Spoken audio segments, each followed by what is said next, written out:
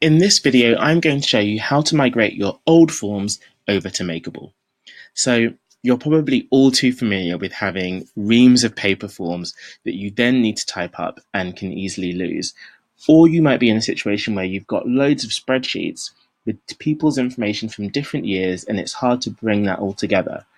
Or you might be using a database that's meant to be bringing all of your information together, but actually nobody enjoys using it and it's very difficult to use. With Makerble, we simplify all of this into what we call projects, participants, and updates. So a project is a way of creating a program, a service, a campaign, or just a traditional project. And you can create as many of these as you need to on Makerble. To your projects, you can then assign participants. So participants are clients, beneficiaries, even campaigning targets. Those are your participants, and each of them has a record in the system.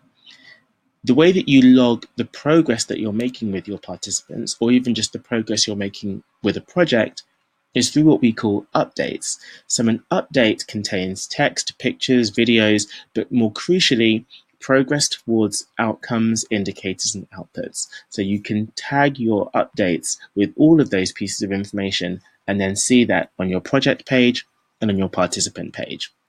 So here's how you customize those three things on Makerble.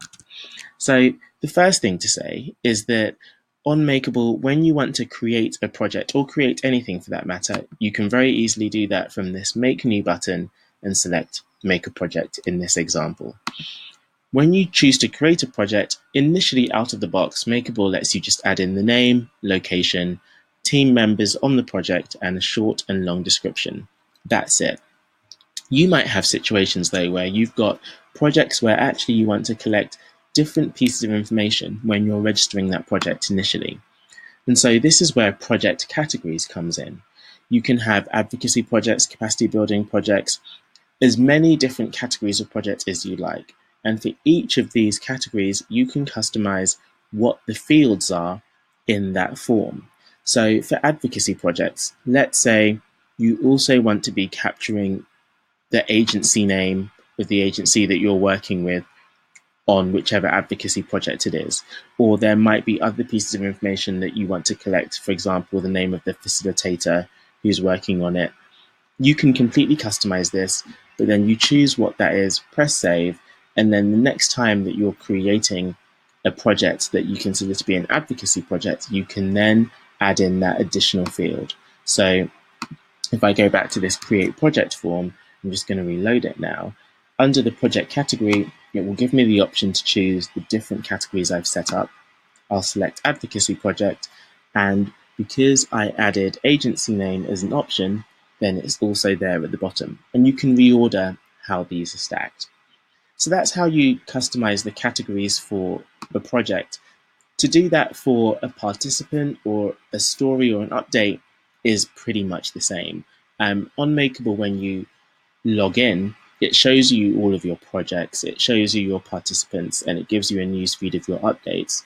If you wanted to say customize the way that the participant form looks, just click on participants.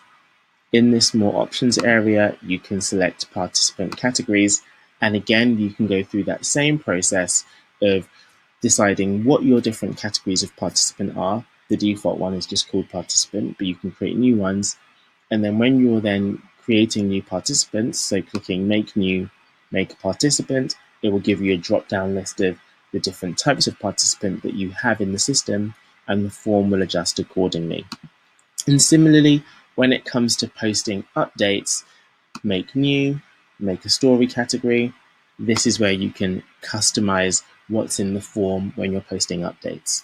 So whether you're importing old forms that you used to have for new project registrations or for participant registrations or surveys, registers that are different types of update, you can do that very easily on Makerble, and then all of that content is saved in one place, easily accessible from your home feed, and it saves that time and the stress that you would have perhaps had if you kept on using paper or multiple spreadsheets or a very difficult to use database.